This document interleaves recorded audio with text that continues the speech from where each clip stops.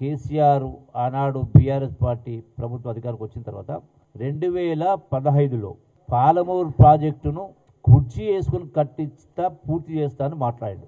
మరి 2014 నుంచి 2023 దాకా సుమారుగా 10 సంవత్సరాల కాలం పాటు రాష్ట్రంలో 8 లక్షల కోట్ల అప్పు చేసిన తర్వాత కూడా ఎక్కడ కూడా ఒక ఎకరానికి నీళ్లు ఇవ్వకపోగా, మెయిన్ కెనాల్స్ కూడా పూర్తి కాకపోగా, అసలు పొలాలకు నీళ్లు ఇవ్వాలంటే కాలువలు మంజూరు కావాలా, మెయిన్ కాలువలు మంజూరు కావాలి, డిస్ట్రిబ్యూటర్స్ మంజూరు కావాలి, మైనర్స్ కావాలి, సబ్ మైనర్స్ కావాలి. అసలు వీటి శాంక్షనే లేదు. అయినా కూడా 2023 ఎన్నికల సందర్భంగా కేసీఆర్ ఏం చేసిండు, ఒక మోటార్ ఆన్ చేసి నార్లా రిజర్వాయర్లో ఒక మోటార్ ఆన్ చేసి కొన్ని నీళ్లు పోసి జాతికి అంకితం చేస్తున్నాను. అంటే ఇంతకంటే దిగజారుడుతనం ఉంటుందా? అసలు నువ్వు శాంక్షన్ చేయకపోతేవి కెనాల్స్, అడ్మిషన్ శాంక్షన్ లేదు, ఏమీ లేవు. దీనికి తోడు అసలు వాటర్ అలొకేషనే లేదు, ఈనాటికి కూడా ఎన్విరాన్మెంటల్ క్లియరెన్స్ లేదు.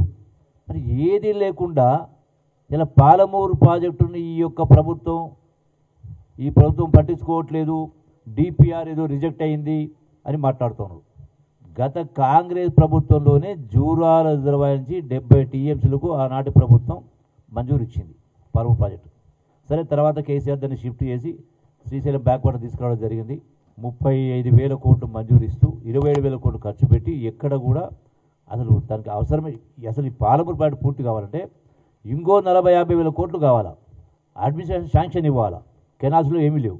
అయితే మరి అసలు చేసినటువంటి మొట్టమొదటి పొరపాటు ఏంది కేసీఆర్ చేసింది? ఏ క్లియరెన్స్ లేకుండా, వాటర్ అలొకేషన్ లేకుండా కట్టేటువంటి పద్ధతి చేసినప్పుడు మొదటగా ఎందుకు గ్రీన్ ట్రిబ్యునల్ దీన్ని రిజెక్ట్ చేసింది? పెనాల్టీ 400 కోట్ల రూపాయల పెనాల్టీ వేసింది, మీరు పనులు ఆపండి అని.